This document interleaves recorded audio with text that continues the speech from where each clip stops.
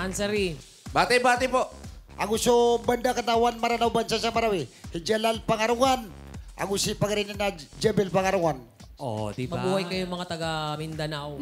At mga Muslim natin mga kapatid. Tama. Si Ansari is 49 years old already. Ganda ng kanyang boses, Kuya Randy. No? Oo. Very well modulated. Parang...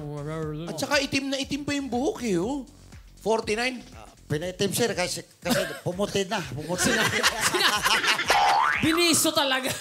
Pinaitim po, sir eh. Okay lang yan, tama. Ang ganda nga ng antikas mo nga ngayon eh. Kayo po ay isang welder, pakatapos, nagigig ng banda. Opo. Maganda yan. Pero, saludo kami sa'yo dahil nakapagtapos na po niyan ang anak niya sa kolehiyo. Patiin natin. Sino pangalan nun? Pangalan po. Aslia. Katawa siya ko sa TV. Tama. TV5. Oh. At balita ko, eto na. Andito ang isang iniidolo. Sino po ba? Si Ray Valera po. Ang ganda ng taste mo.